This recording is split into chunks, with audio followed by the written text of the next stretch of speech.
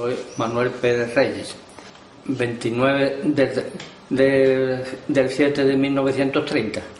El lugar de nacimiento fue en el campo, porque antes nació, aquello era jurisdicción de Vélez Málaga.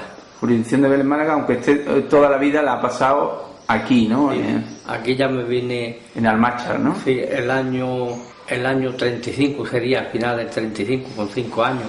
Mi abuelo paterno murió el mismo año que yo nací, no lo conocí. El otro sí, el materno murió cuando yo ya tenía 19 o 20 años. ¿Qué recuerdos tiene de uno y del otro? Porque del otro a lo mejor no lo conoció, pero sí le contaron algo.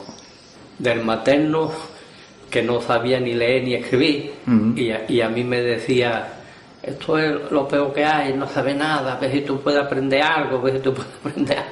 Y luego yo no aprendí mucho, porque entonces yo no fui a la escuela, pues mejor decir no fui nunca, porque ya desde 6 o 7 años se iba al campo, y muchos, yo ya desde que me vine siempre estuve aquí en el pueblo, pero muchos que vivían en el campo de continuo hasta mayores, porque todo el campo estaba poblado de personal. Y entonces no es como ahora, que ahora ya los padres no son dueños de los hijos, porque ya tienen las escuelas, y en edad de escuela falta un muchacho al colegio y ya están preguntando por él y mandan a ver a la casa, a ver qué pasa, que no apareció a la escuela. Y antes, pues no, antes no preguntaban por un niño y nada. Y si había una escuela, era lo mismo para el que tenía 6 o 7 años que para el que tenía 15. Era todo, no es como ahora, etapas. Y entonces el que era más mayor estaba más adelantado, pues a lo mejor tenía más ventaja, porque si explicaba algo lo comprendía mejor y explicaba a lo mejor algunas cosas que más o menos no las comprendía.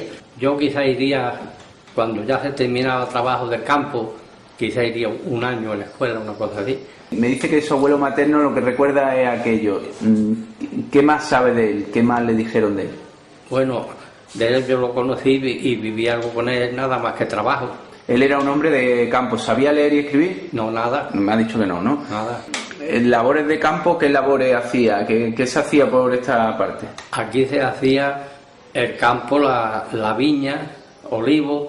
Y antes, por el tiempo suyo, que ahora ya eso no se hace, aunque están las huertas también, se cavaban las huertas. Y dije que cavó muchas huertas, limones, porque ahora ya hay aguacate, ya hay mango, pero ya también los pechos. Antes el agua era nada más en los llanos, y si había algún llano que montaba algo, aunque no fuera mucho desnivel, un poco, ya se había una noria, que aquí entonces eran norias, no eran como ahora pozos pinchados con motores, una noria con una bestia dando vueltas, y los astanores que decíamos eran los que sacaban el agua. Entonces si había un poco más de desnivel, le alzaban el cuello un poco más a la noria, para que la noria ya cayera el agua un poco más alta, y ya podía regar a lo mejor un poco de desnivel más. Eso era porque, bueno, este terreno es un terreno un poco escarpado, ¿no? Montañoso, y se trabaja en estanques, ¿no? La tierra se hacen como especie de estanques en la montaña, ¿no? ¿Eso lo recuerda usted desde la época de su abuelo, de sus padres, el que usted trabajara? Recuerdo que no había nada, que no subía el agua, nada más que lo que la noria podía regar y ya está. No había motores, no había pozos pinchados.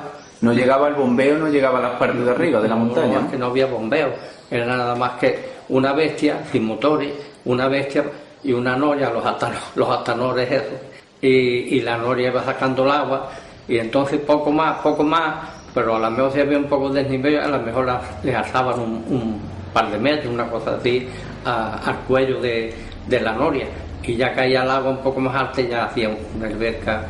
Que no es como ahora. Claro, que el terreno estaba más desaprovechado y se le sacaba menos rendimiento, ¿no? Y se quería aprovechar algo más que la naturaleza del terreno lo permitía, en todas partes tampoco. Y su abuelo dice que cavaba huertas. ¿Cavar huerta era exactamente qué? Cavaba con un asadón, que era lo que había aquí, cavando los limones, y dice que cavaban bastante bien, que el que se cavaba 5 o 6 limones al día ya era bastante. 5 o 6, estamos hablando de 5 o 6 huertas pequeñitas, ¿no? 5 o 6 árboles. ¿Cavárselo se refiere a hacer el hoyo para luego meter No. Ya puesto y labrarlo, ¿vale? Porque el terreno también es un terreno de un tipo de tierra, la que hay por aquí, diferente, ¿no? No es mala tierra, no es arenosa, bueno, hay más abajo por los llanos de Vélez, pero que no es mala tierra. Cría bien los olivos, las viñas, ahollando para poner viñas. Los cítricos, los frutales y las viñas y los olivos ha sido siempre lo que ha habido por aquí de antiguamente, ¿no? Lo que recuerda usted desde niño. Sí. ¿Y alguna plantación más? Eso ya empezó después. Eso de aguacate y mango, eso ya empezó después. Y el tema de la pasa y que es también muy típica de aquí, ¿es algo también que viene de antiguo? De antiguo, sí. Y antes se trabajaba de otra forma. Antes la pasa me parece que no se picaba nada, era todo que le decían hechura y las ponían de las atentadas, como le decían, de hechura, y luego otras que catites, luego después ya empezaron el grano, porque aquello vendía muy poco, empezaron el grano, ya se picaba la pasa y se escogía a mano, y algunas que eran más sueltos o el grano era mejor, se cogía 8, 10 o 12 cajas al día. La caja tiene 10 kilos y otro cola mejor menos. Y después ya vinieron las cribas, ya con cribas se cribaba, clasificado, aquí decíamos reviso, medio, afeado, y esto es clasificado, cada criba con su número, pero cuando se cogía a mano, pues es un día poco. Y luego después de que se terminaba temporada de invierno, estaba la siega, se iban mucho a la siega. A la siega, pero eso ya en zonas de más llano, ¿no? Y de más extensiones más grandes, ¿no? Se iban al valle, se iban a Paradas, se iban a Écija, se iban por ahí a Bobadilla, también decía que iban algunos. O sea que aquí había pequeñas parcelas, pero luego la gente también salía como jornaleros, salían afuera, ¿no? A otros pueblos, ¿no? Sí. Había algunos que, pequeñas parcelas como dicen, pero había algunos que no tenían nada. Entonces, a la jornada casi todo el año, lo que daba el tiempo, y luego después las ciegas, porque entonces tampoco estaba el boom que empezó después, ya por el 50 o 50 y tanto, esto de la construcción. Sí. Entonces no había industria de este tipo, ¿no? Le voy a seguir preguntando por su abuelo, por lo que recuerda de su abuelo. Me dice que uno no lo conoció y que el otro lo conoció hasta los 19 años. Sí, hasta casi 20 años. Este mismo el que me ha dicho que no sabía leer y escribir. Sí. Este, ¿no? Sí. ¿Era un hombre religioso, su abuelo? Normal, lo que daba el tiempo, no religioso, de estar todos los días en la iglesia, pero no lo escuché yo nunca de protestar.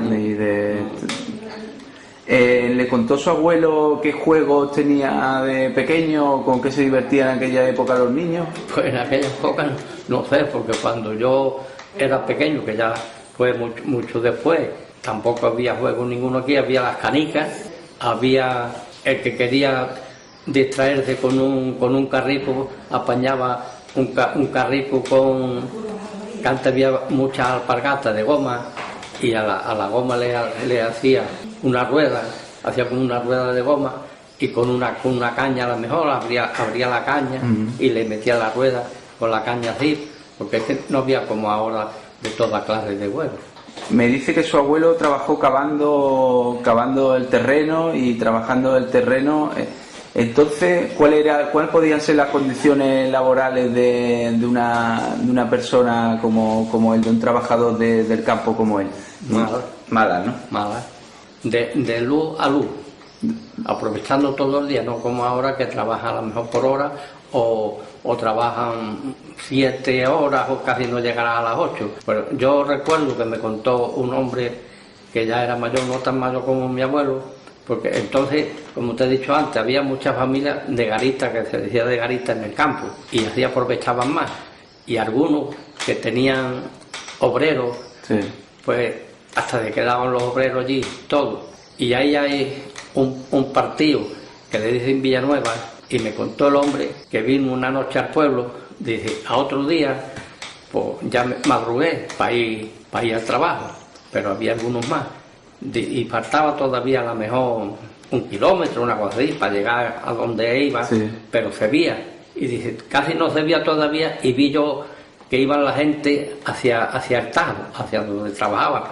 Dice, y me volví, ya me dio fatiga de yo a lo mejor 15 minutos más tarde. O sea que la cosa era... La cosa era de sol a sol, pero aprovechando de sol a sol no, desde que había luz del día hasta que se ponía la luz del día. Y supongo que irían los que iban a trabajar un poquito fuera irían con su atillo, con su comida para echar allí el día, pero no volver, ¿no? Es que eso es que se quedaban allí, le daban, el dueño le daba la comida. Luego después sí, había muchos que iban con su comida, en canastos, que entonces se usaban los canastos, no como después empezaron las talegas, los canastos de caña. Estábamos hablando de su padre, de cuando estuvo en la mili, que le tocó África y Marruecos, y que bueno, que estuvo hasta 3 años allí sin tener permiso y... Nada, 3 años, no sé, algunos días, cuánta vez que había venido. Entonces los militares también lo pasaban mal, ¿no? En el ejército, no tenían mucha para comer y para... No lo pasarían muy bien. No era una cosa muy agradable el ir al servicio militar, ¿no?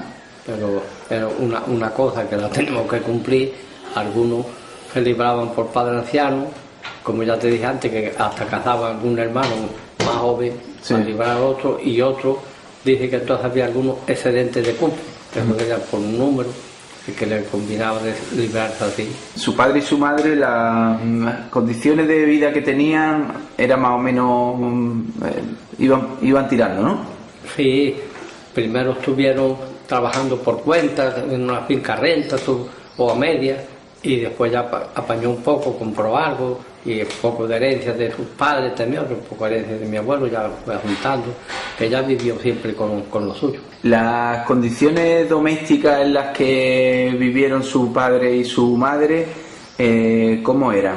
Me refiero a la casa donde ellos vivieron. ¿Es esta misma casa en la que nos encontramos hoy o era otra? Era aquí un poco más abajo, más pequeña que esta. Más pequeña que esta, ¿no? Sí, esa venía a ser de mi abuelo. Luego después se quedó él con ella porque entre las dos hermanas partieron y mi abuelo le compró la parte a la otra hija y luego después, cuando murió mi abuelo de aquella media casa, mi padre tenía también la mitad, como ya la había comprado mi abuelo, y entonces el otro tercio no, una cuarta parte, que era de la otra tía mía, ya lo compró mi padre también. Y ahí vivimos siempre. Como las casas de entonces también se fabricaban de una manera especial, ¿no? No son los materiales de hoy día, se hacían de otra manera. ¿Cómo era, por ejemplo, los muros? ¿Cómo se levantaba el muro o los cimientos de una casa de entonces? De material nada. Los muros de obra de piedra, como esta también de radio, obra de piedra con y arena y cemento casi no le echaría, y mucho barro, obras de barro, piedra, y los umbrales de las puertas de madera y los umbrales de las ventanas de madera, los techos y le ponían una viga de madera, pero caña, como ya te dije antes, caña, no como hoy están las racillas o si hacen un techo en llano aunque luego después le hagan los caballicos y le pongan la corriente, están las vigas de cemento y las bojadillas y eso. Era una construcción complicada y que se tirarían tiempo, ¿no? Aquí meterían los materiales a lo mejor con bestias incluso, ¿no? Con bestias, sí. Tendrían que subirlos, ¿no? Con bestias, unos cerones, y en el cerón echaban la mezcla y la hacían a lo mejor abajo en el río, y ya la traían hecha, y luego después, cuando la iban a trabajar, la ablandaban otra vez, y los albañiles decían que la batían, decía batirla, pero los albañiles decían que había que batirla con el sudor de la frente, mientras más batida estuviera, mejor para trabajar. Claro, y entonces, claro, el cemento no se conocía, ¿no? Ni los ladrillos prácticamente, ¿no?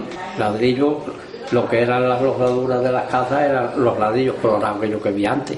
No que había... Esto que hay ahora de terrazos, ni plaquetas, eso no. Ni azulejo de sevillano, ni nada de eso había normalmente en las casas, ¿no? Porque como no había cuartos de baño tampoco, ni nada. Y las cocinas no estaban alicatadas.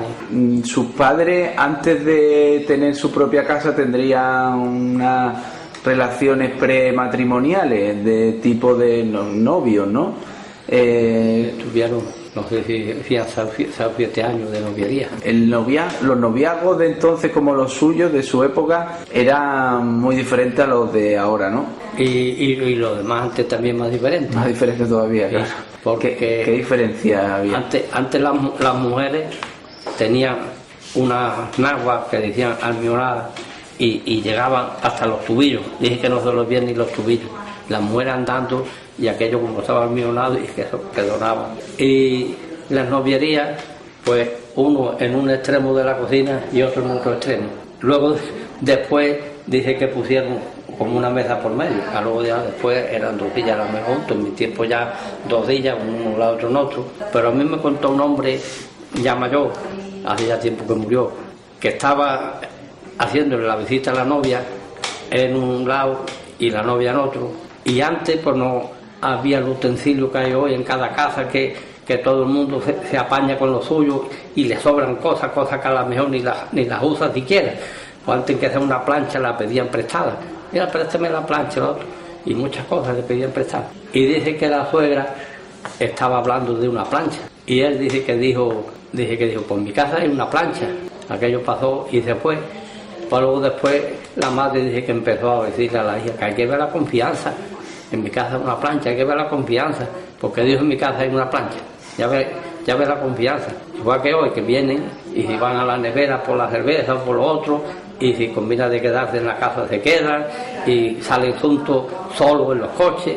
Antiguamente lo que había era muchas conversaciones, ¿no?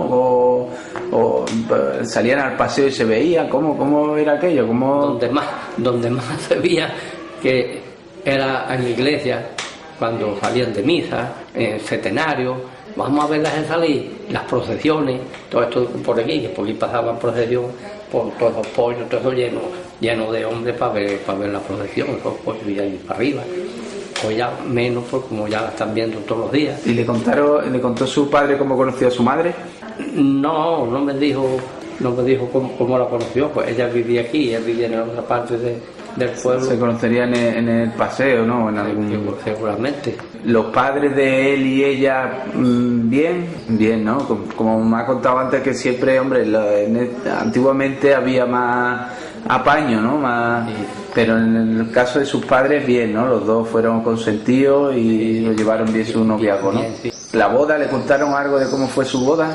La boda nada, como en la mía también nada. Como la suya. En la mía no sé si habría ya algo más, pero la boda sería casarse y a lo mejor una copa de aguardiente, y si había un rosco hecho en la casa, un rosco casero y ya está, y si había unos pocos familiares, y cuando nosotros nos casamos igual, nosotros nos casamos una cosa así. En la casa que entró su padre, que entraron ya de casados, ¿era una casa con luz eléctrica ya, con agua corriente, por ejemplo? No, agua corriente no. No había, ¿no? No, agua corriente lo conocí yo, era yo ya grande cuando empezaron a poner el agua y hacer los saneamientos. ¿Y luz había? Luz sí había, la luz sí la conocí yo. Algunos no sé yo desde cuándo estaba, pero más antes tampoco, pero yo cuando nosotros nos vinimos del campo, sí, ahí en la casa tampoco había luz. Y eso sería por el año 35, a final del 35, por ahí. Y luego la pusieron ellos. En algunas casas ya se había, muchas casas habría. Y teléfono nada. ¿El radio, por ejemplo, entró muy tarde en su casa? Bueno, en mi casa nunca hubo. Nunca hubo. Ni en la mía tampoco. En mi casa nunca hubo, ya te digo, antes no hubo un reloj. Nosotros tenemos tierras en varios sitios y no había un despertador y nos levantábamos a tuntún por el sol. Mira, ya era tal hora, mi madre en el campo, bueno, el almuerzo, la merienda, y por las mañanas mi padre, porque había muchas personas mayores que entendían mucho el cielo y se guiaban por el cielo.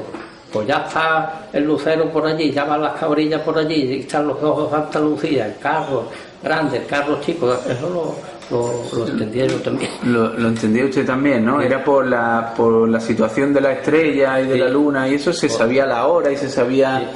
la época de sembrar, a lo mejor también, ¿no? ¿Tenían que ver o...? Época de sembrar, también algunos mayores decían de esto de las cabañuelas y esas cosas. Esas cosas, ¿no?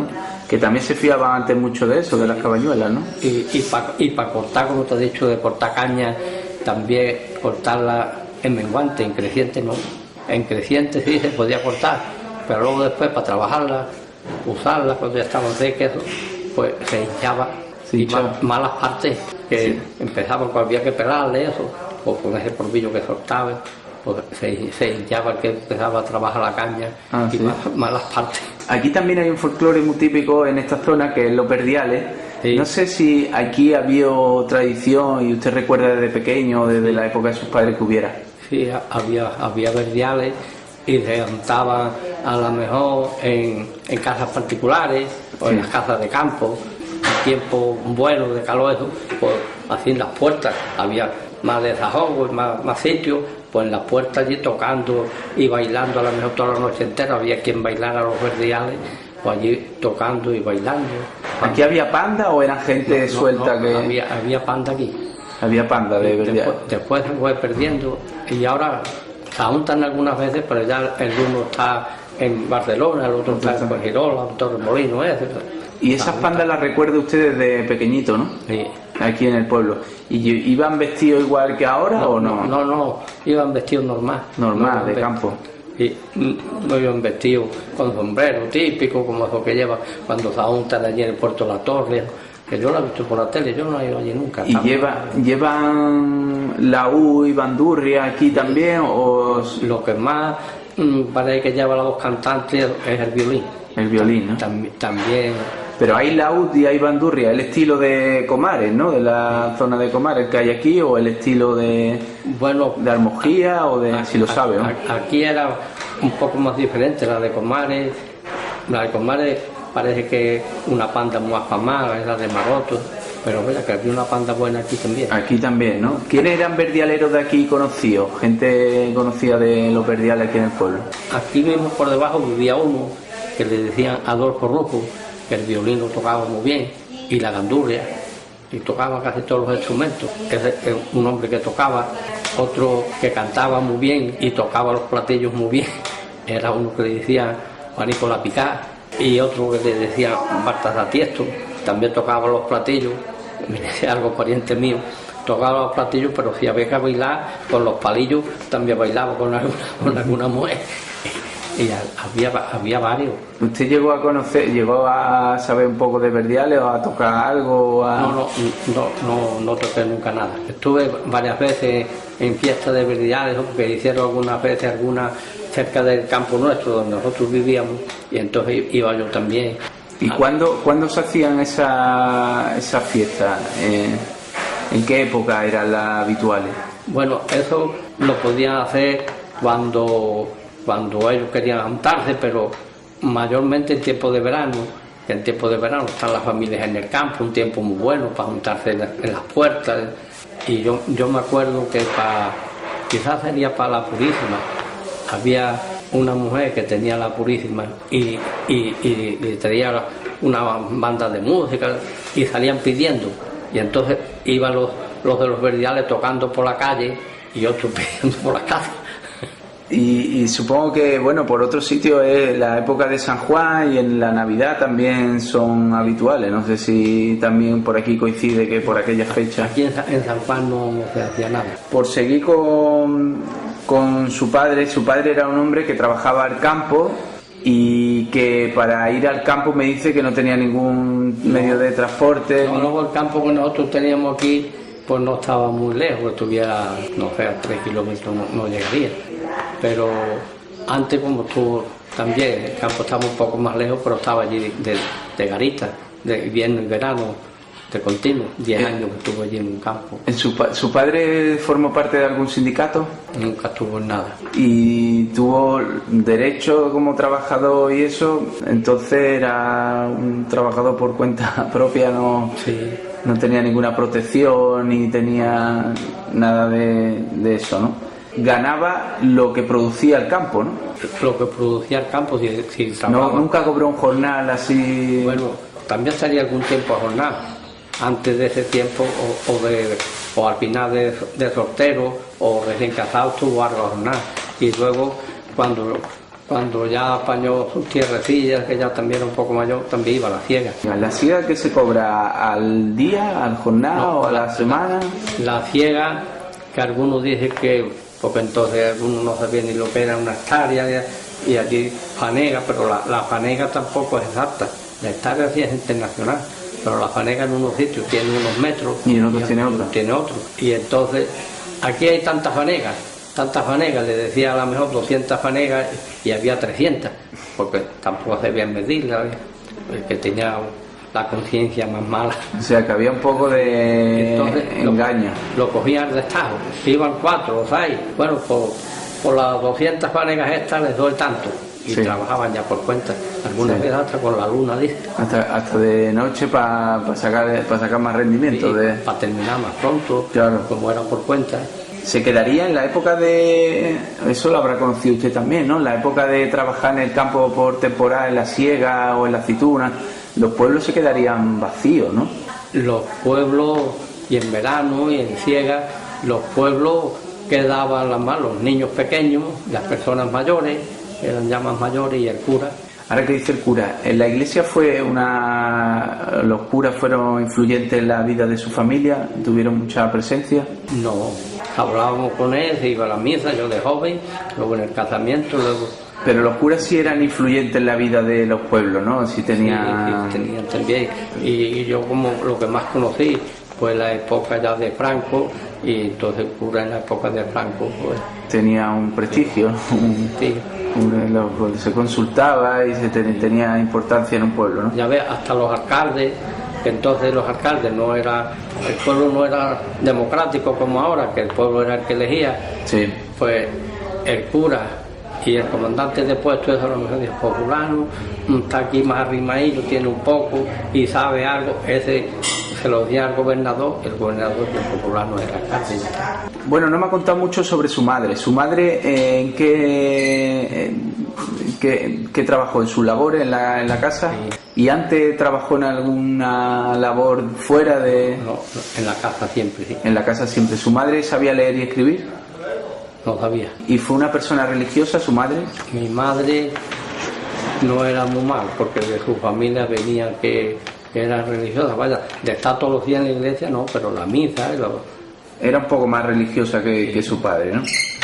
Supongo que ella, como su abuela me ha contado, se dedicaba a las labores de la casa, que no eran pocas, en limpiar, a cocinar... Sí.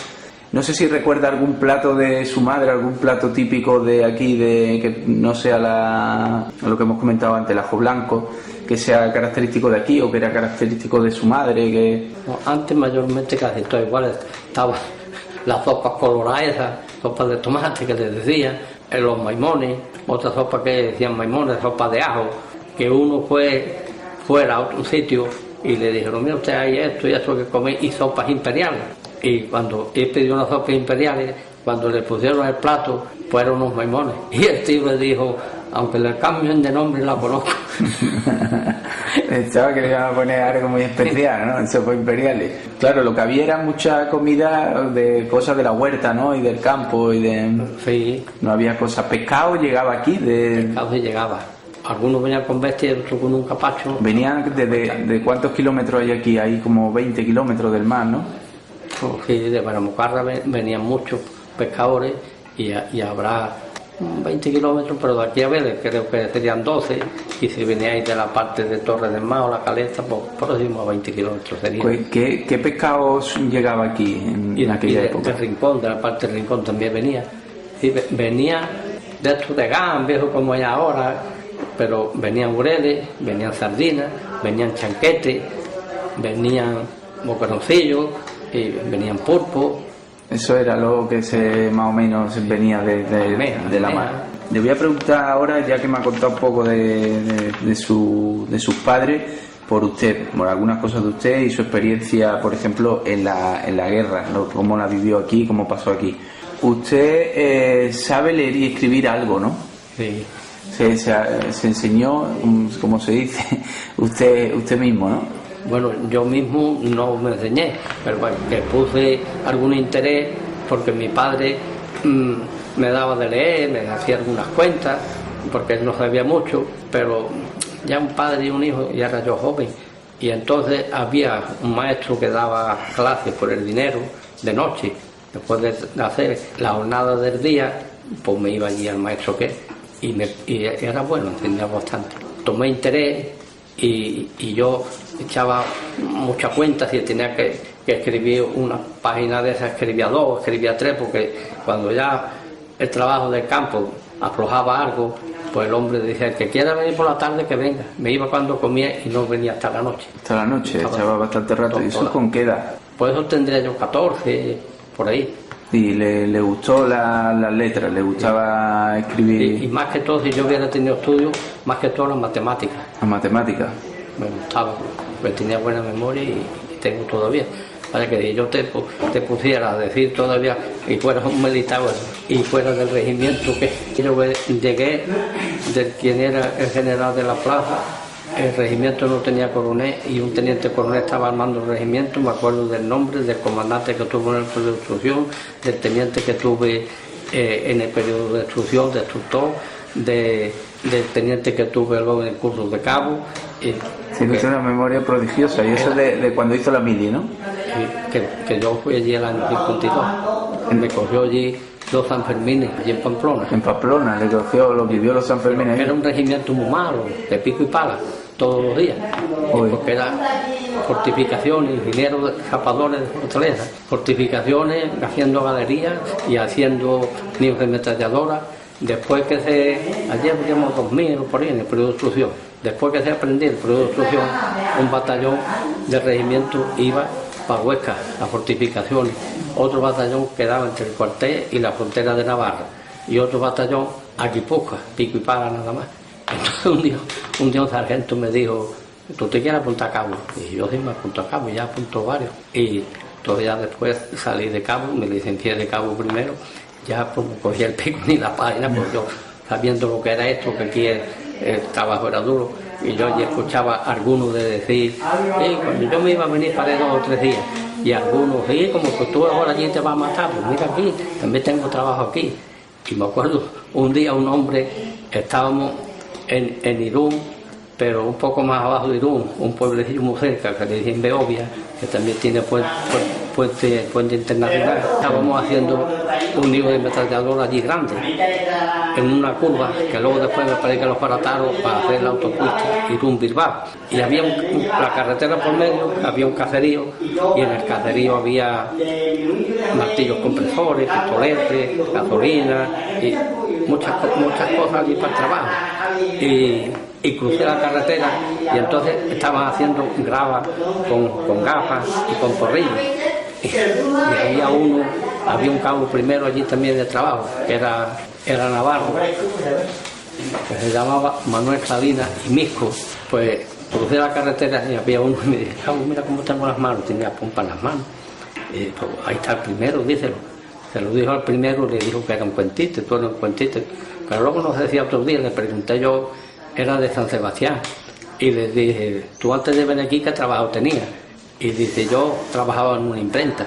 Pues yo decía, el hombre trabajaba en una imprenta, y después una varilla de eso, un porrillo. Todos los días lo pusieron a hacer gravilla, pues tenía pompa en las manos.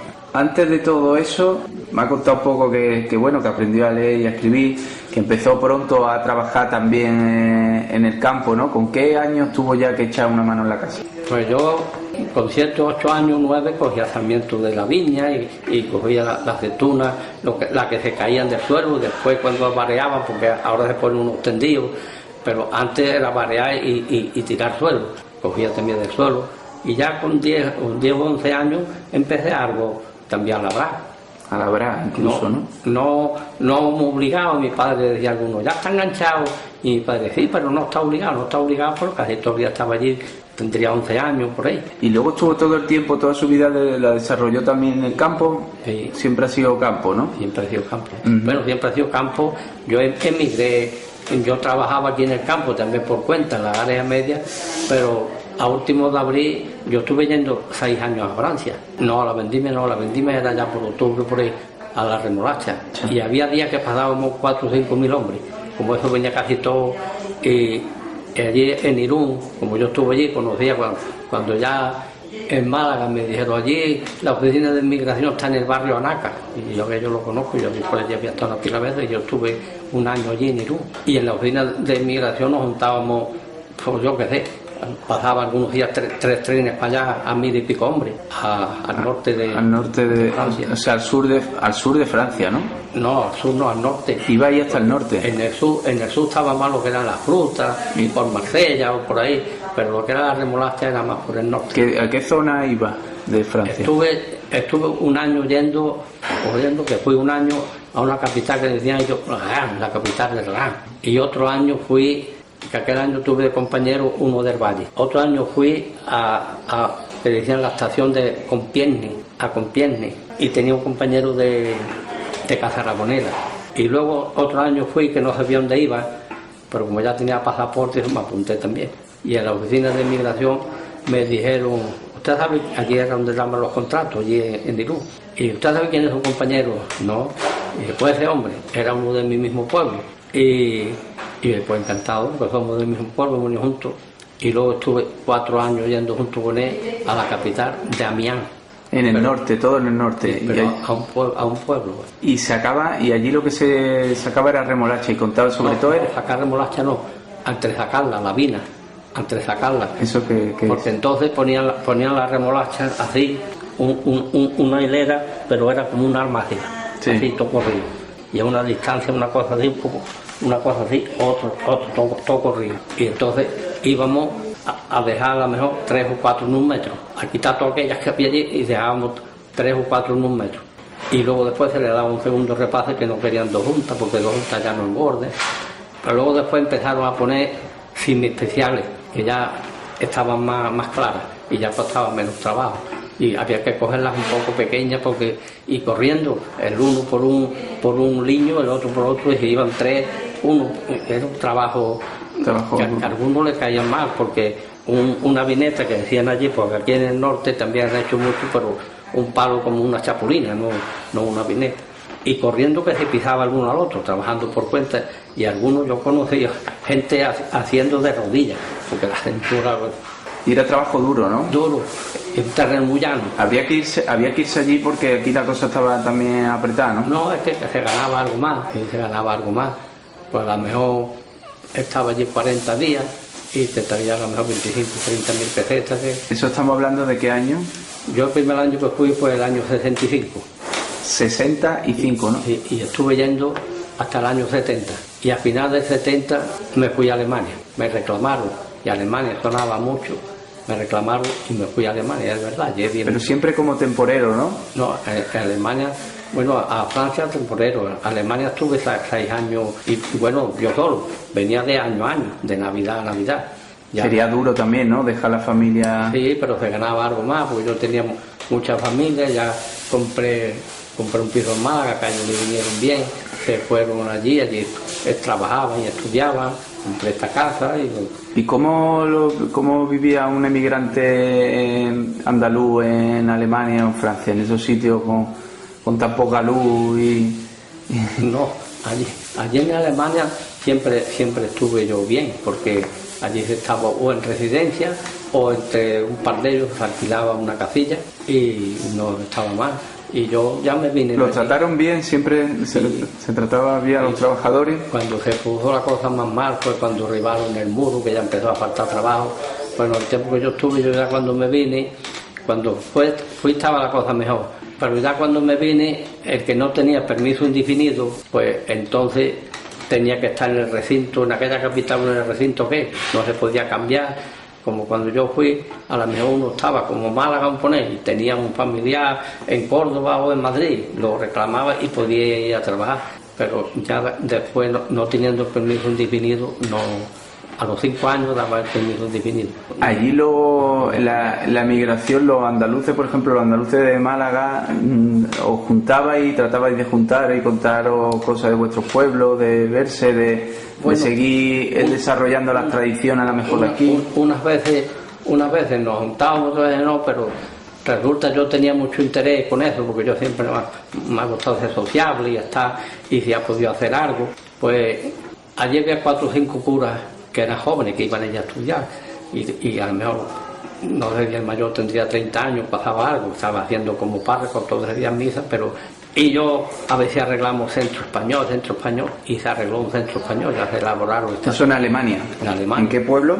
¿En qué ciudad? En la capital de Regensburg, en Baviera. Ya se organizó el centro español y a mí me nombraron secretario, y hasta una muchacha que veía cordobesa, estaba que no tenía trabajo y no tenía permiso indefinido, y pues vente por allí que nosotros nos vamos a montar, a nosotros nos hace falta una mujer para la cocina. Y para que sea otra, pues si tú estás sin trabajo, pues ya la muchacha vino allí, lo vimos bien y se le hizo un contrato, y después otro que no tenía mucho trabajo estuvo allí en aquel centro español. ¿Qué se hacían? ¿Qué actividades se hacían? Supongo que un poco recordando... El centro español, pues nosotros procurábamos hacer algunas cosas que les gustara también a los españoles. Como estábamos en una capital extranjera, alquilamos un cine pegando al centro, y un sábado y otro no llevábamos una película española. Y entonces de algunos pueblos cercanos eso ya acudían allí a ver la película. Los que eran socios pagaban la mitad, y los que no eran socios, no sé el precio que se les puso, pagaba algo más. ¿Y qué películas ponían entonces? Pues, películas, yo una vi que me gustó muchísimo la primera vez que la vi, de Paco Martínez Soria, esa de cuando va con la gallina, con el pollo, sí. Esa me gustó muchísimo, me reí muchísimo con ella. Estaba contando que allí en el centro español hacía un poco de todo, ¿no? Pues estamos... Además de lo del cine, ¿qué más hacían? Estando ya en el centro español, yo casi todas las tardes pasaba por allí, y algunos de los que estaban en la directiva también. Me dice el que estaba allí, aquí se ha presentado un español, no tiene trabajo, ya está comiendo aquí. Y dije, bueno, pues si está 2 o 3 días por aquí, pues se le da la comida. Y lo que tenemos que hacer, ya nos pusimos de acuerdo la directiva, lo que tenemos que hacer, si uno no tiene trabajo, preparar un billete de avión y mandarlo para España, ¿no? Que lo digo, estuvo allí, no pagó, y lo mandamos para España, le pagamos el viaje. Se le murió a uno de Bobadilla, se le murió un niño pequeño, pues lo quería traer para España. Bueno, no le pagamos todo, pero le dimos también. Ayudando. Y luego ponían comida española, ¿no? Yo la ayudaba también mucho. La muchacha aquella que estaba en la cocina, pues estaba enjaneando el pescado, pues yo le sacaba de la sartén, le volvía, y a mí siempre me nombraban por el segundo apellido, y en el ejército igual. Y entonces la muchacha, yo no voy a decir por el señor Reyes, pues luego llegaban pidiendo la gamba, el pescado, lo otro, siempre se pedía con un vale. Y luego cuando nos dábamos cuenta, como cada cosa tenía su precio, pues ya sabíamos lo que había salido una cosa de otra, claro. Todos los domingos se daba cuenta. Y así vivió un poco la migración allí, ¿no? Trabajando. Y el choque cultural, o sea, de mentalidad y eso, era muy fuerte. Ellos... También usted sale de un pueblo y de repente se ve en ciudades muy grandes, con otra mentalidad. ¿Cómo fue eso? Son culturas diferentes, pero yo me interesé mucho, pues vaya, yo, como te he dicho antes, aprendí un poco, pero algunos fueron y estaban allí, y yo les decía, tranquilo, que venimos sin saber nuestro, vamos a aprender otro. Pero yo hice varios cursos. Sí, de alemán y de francés. Varios cursos de alemán, y un diccionario encima de la mesa, y cuando yo salía por ahí, escuchaba algunas palabras, iba y las buscaba en el diccionario, y decía, bueno, pues esto es esto. Y ya pues, también cogí aquella. Me acuerdo que estaba yo trabajando en la fábrica, y era en lo primero, y echaba algunas horas. Y yo estaba en una banca, porque yo estuve en una fábrica de lámparas, metalúrgica, una fábrica de lámparas de fluorescentes, aspiradores, sí. Unas lámparas grandes que van a comprar los techos. Y yo estaba en una banca poniendo tornillos con una pistola, un aparato eléctrico, y con una pistola ponía los tornillos, y luego después montaje, pues ya la montaban allí sobre aquellos tornillos, pero por el otro lado no se notaba. Y pasó un hombre y me dice, Faisi, y luego después yo no lo conocía, decía que era el dueño, era joven, luego se mató con 33 años. Y yo ya pregunté por aquello, pues me quiso decir aplicado. Aplicado, que estaba Estamos aplicados. trabajando bien. Ay, sí. ¿Lo trataron bien siempre allí? Sí, yo cumplí también bien. ¿Y a ustedes lo trataban, a los españoles lo trataban bien? ¿Tenían una buena imagen de ellos? Bueno, es que cuando no se conoce el habla, pues algunos le decían faule, ya, cuando no lo conocía, faule quería decir vago, y ya mejor decía que sí. Otro le decía a lo mejor pleda, y ya, y no sabía porque no es malo, no sabía, pleda, perro malo, o checaína quiere decir gitano. ¿Y faltaban mucho al respeto? No, y había mucho trabajo, muchas personas mayores, luego después ya se fue poniendo la cosa peor, muchas personas mayores y con carga de familia, no decía ni ella mayor, ni tiene carga de familia, y encontraba trabajo que algunos habían estado antes y se venían, y después ya no tenía que el trabajo seguro, iba a otro lado y encontraba trabajo, no al mismo sitio. Había bastante trabajo. Después bueno, me ha hablado un poco de la migración, pero me gustaría que me contara otro episodio importante de la vida de casi todos los mayores de 80 años, como es su caso, porque la guerra se atravesó cuando erais muy jóvenes en vuestras vidas. ¿Cómo recuerda el primer día en el que estalla la guerra aquí en Almáchar? Yo, como era pequeño y hacía poco que habíamos morido del campo, yo tendría los 6 años, los cumplí, aquello fue en julio y en julio cumplí yo también los 6 años. No me dejaban de salir de la casa, como había movimiento por las calles, no me dejaban de salir. Y lo mismo que mis padres lo hicieron mucho y en algunos otros pueblos también, nos fuimos del pueblo unos días. Huyeron, ¿no? Sí, nos fuimos al campo. Nos fuimos porque se temía que a lo mejor de noche, con la luz de los pueblos, que pasara la aviación o algo y bombardeara. Ahí había un corral cerca de la casa que nosotros estábamos, que después ya lo compré yo, y había unos cañeteros, con unos guarros, ahí venían también los cañeteros. Nos fuimos y estuvimos allí, no sé, hasta que ya tomaron Málaga. Cuando tomamos Málaga ya estábamos nosotros los días que estuvimos. Cuando tomaron Málaga, pues ya iba gente pasando por allí, buscando hacia Torre del Mar, que es la carretera de Torre del Mar hacia Almería, dice que iba, y ahí bombardearon y mataron los barcos. Usted recuerda eso también, ¿no? Que le contaron, le dijeron que los barcos bombardearon a aquella masa de personas que iban. Y murieron muchos, pero algunos, pues ya me parece a mí que se apartaban y en vez de andar de día andaban de noche. Total que se pudieron salvar y cogieron Almería y cogieron para allá, que algunos se pasaron a Francia en aquel entonces.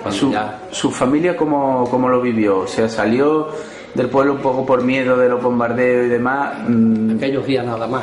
Y hubo aquí en el pueblo, cuando entraron las tropas, lo tomaron, hubo muchas represalias. Sí, hubo algo de parte y parte. ¿De parte y parte qué quiere decir? Sí. De parte y parte, primero la zona roja y después la zona... Antes que lo que pasó, antes de que entraran las tropas, se sacaron a gente sí, de ideas más conservadoras de derecha para matarla. Hubo... Sí, murieron algunos, sí. Hubo fusilamiento aquí, sí. Y luego después, pues de la otra parte igual, porque después, en lo primero, el que lo denunciaban, lo llevaban y a los padrones y los fusilaban, porque entonces no había tribunales ni nada. Luego ya después empezaron los tribunales y los juicios, la cárcel, pero primero, aquello sería poco tiempo, pero algunos... Recuerda, porque ocurrió mucho, ¿no? Por lo que me cuentan todos los testigos, niños de aquella época, que muriera gente inocente o gente que no se había señalado por uno u otro bando, que de repente la cogían por rencores a la mejor familiares y la mataron. También hubo algunos de esos. Y lo más peor es que a lo mejor uno, si no se había metido en nada, como lo denunciaran después, como cogieran en el tiempo que no había tribunal ni nada, y de hecho a lo mejor lo fusilaban. Porque hubo un tiempo en el que la ley no estaba, o sea, no hubo incontrolados, ¿no? Que se tomaron la ley por su mano, ¿no? Ese tiempo será el que yo te estoy diciendo, que no había tribunales, no había juicios. Como lo denunciaran, pues iba Iban a por él y lo mataban. ¿Murió mucha gente aquí en Almáchar? Sí, aquí entre un bando y el otro morirían a lo mejor 50 o 60 personas. 50 o 60 personas, que era bastante para un pueblo, ¿no? ¿Cómo se llevó aquello después? Porque 50 o 60 personas en un pueblo, habría familias que a lo mejor vivían muy cerca de la que habían matado a uno y... Es que una cruzada así, una guerra civil, es una cosa de las más malas que se puede presentar. Y algunas veces, yo era más pequeño, pero algunas veces combinaba, no como tú dices, de estar así más cerca, combinaba que a lo mejor eran hasta algo familia. Eso ha habido caso aquí en el pueblo, ¿no? Un pueblo pequeño, pues, a veces combinaba que algunos que hacía hasta algo familia. ¿Cambió mucho el buen vivir del pueblo, la paz del pueblo cuando terminó la guerra? O sea, se notaba en el ambiente que había malestar. Aunque estábamos en una dictadura, pero ya estábamos más tranquilos. ¿En qué se notaba también la dictadura? ¿En qué lo notaba un niño que se iba haciendo mozuelo entonces? Hombre, la dictadura, algunos decían, porque son analfabetos, en que sea un guardia civil, había de todo, que se calle usted, y no podía hablar, porque como lo que decía el guardia civil, y algunos decían, porque esos son unos analfabetos que se han visto negros para entrar ahí por empeño y después le han dado una pistola y la ropa y la autoridad, pues ya ellos son unos dueños. Y como estaba el tiempo aquel, más por aquí, algunos decían, pues no, pues por el norte pasa menos eso. En el norte estaría siempre la gente más civilizada, por el norte pasa menos eso. La Guardia Civil entonces, como me dice, tenía mucho poder, sobre todo en los caminos y en el campo y en todo eso, ¿no? Algunos, yo nunca tuve, pero siempre, allí los civiles, allí, ya ves, tenía que dice que, hombre, algunos habrían corrido, eso es como una anécdota. Pues aquí había un puesto de la Guardia Civil y en Benamargoza había otro, y entonces tenían unas entrevistas, entrevistaban ellos. Ahí hay un puerto en la mediación, que le dicen el puerto de Benamargoza, pues a lo mejor tenían que entrevistar a la Guardia Civil de este pueblo con aquello, allí, porque antes era una demarcación lo que tenían, hoy ya hacen servicio aquí, los mismos, en torres o en las playas, porque tienen sus coches, antes eran correrías rurales, y llegaron dos allí que eran jóvenes a esperar a los otros que venían para entrevistarse. Cuando ya llegamos, iban de venir, y dice uno al otro, oye, los civiles, y salieron corriendo. Ellos que venían corriendo, yo también más de una vez a los civiles, pero a mí ya de ir corriendo le dijeron uno al otro, dice, oye tú, pero si nosotros también somos civiles. Bueno, eran tiempos luego muy difíciles, ¿no? Me ha dicho antes, hablándome de otras cosas, que había gente que llegó a pasar hambre, familias que pasaron hambre, ¿no? Y pues si no tenían nada, y el trabajo también tiene su bache, que unas veces hay trabajo sobrado y otras veces aquí el trabajo del campo. Pues a lo mejor desde octubre, que se termina el verano, hasta diciembre, pues que empieza ya el pod de la viña, empieza ya a hacerse algo en el campo, de tuna, pues el que no tenía nada tenía una vaga, y en esa vaga no ganaba nada, y hacía falta jornada todos los días, y había tiempo que no ganaba, pasaba mal. Y usted que ha vivido toda la vida aquí en el pueblo y en el campo y demás, esta zona es una zona muy escondida, muy escarpada y muy... ¿Se dio que por aquí hubiera gente prófuga o que estaba quitada en medio, como se decía popularmente, por lo que pudiera pasar? Aquí hubo menos, pero vaya, que hubo algunos que a lo mejor se fueron por ahí, que no fueron aquí, pero algunos de aquí muy poco. Pero ahí, muy cerca, Macharabiaga y Vinagre, que está pegando, había dos hermanos que luego sacaron un libro que decía el libro de los topos, que estuvieron escondidos y no sabían ni que estaban por allí, lo buscaban, pero uno estuvo escondido en una doble pared, hicieron otra pared y él detrás, y allí estuvo, no sé si fueron 20 años, 20 y tantos. 20 y tantos años escondido dentro de una casa. Sí, y lo buscaban, pero como estaba allí doble pared y tocaban la pared. No sabían que... Luego ya cuando dieron el indulto ese, que ya sería por el 62 o el 63 o el 64, por ahí fue cuando, por una sobrina ya se enteró de eso y les dijo, pues ya podéis salir. No se fiaban, pero sí, ya salieron, ya nos metieron. Pero hubo más de uno.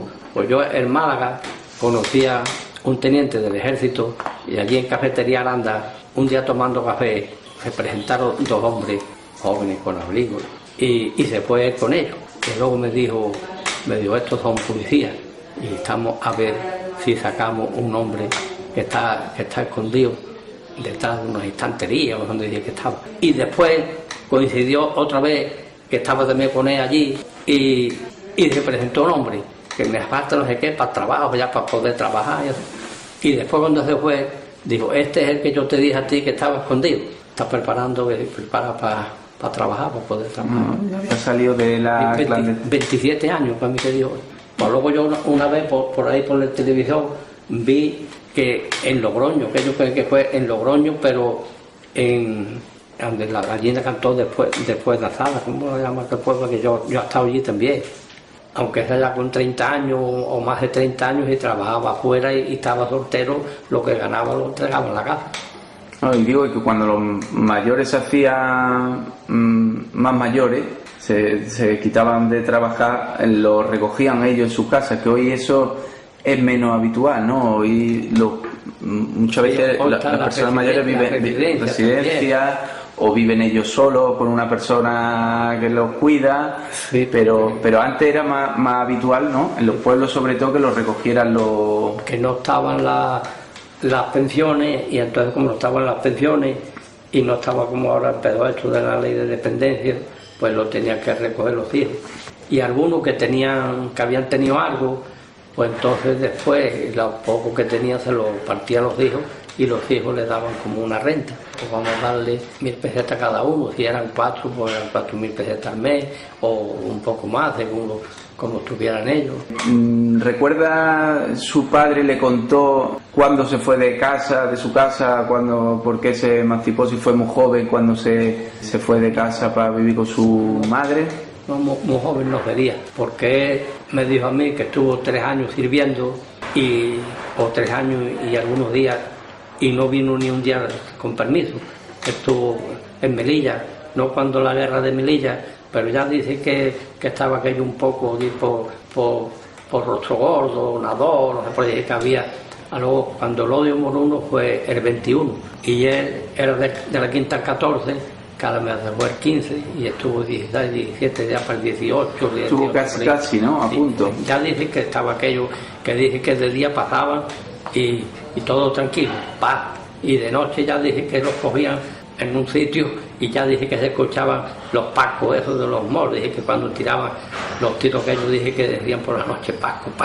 Y como que ya no eran de fiar, ya dije que había algo, pero la guerra del toro. Él sirvió allí, sirvió 3 años en Marruecos. Sí, y no vino ni un día. Ni un día. Y entonces no se casó hasta después, no. ¿Y qué le contó además de que se fue empeorando la relación con Marruecos? ¿Qué más contaba de aquella tierra, de cómo era? ¿Cuál era la visión de su padre de Marruecos entonces, del protectorado? Porque aquello era protectorado español. Decía que aquella guerra fue como comercio, Luego ya después hubo un general que dijo, si voy con carta abierta, voy yo allí y termino yo aquello, pero aquello también fue una lástima, porque con carta abierta era ir arrasando y no dejar nada atrás. Y no sé si fue un general que decía el general Silvestre, y ya se terminó aquello. Pero su padre cuando estuvo allí, estuvo en ciudades que hoy son marroquí, pero entonces eran del protectorado español. ¿Y qué contaba de aquello? ¿Que estaba bien, que estaba mal, que era...? No, bien no estaba, porque como ya estaba aquello revolucionado, no guerra, como después estuvo la guerra, pero no estaba bien. No le dijo, no le contó más cosas de allí, de Marruecos, de cómo eran las ciudades, de lo diferentes que eran, de la cultura de aquello. Cultura poca, como entonces había poco en todas partes, muchas chumberas y vivían también mucho de los chumbos cuando había chumbos y estaban mal también. Mi padre se tuvo que casar a lo mejor ya de 25 años para arriba, porque si se fue con 20 o 21, 3 años que estuvo allí, pues ya 25 para arriba.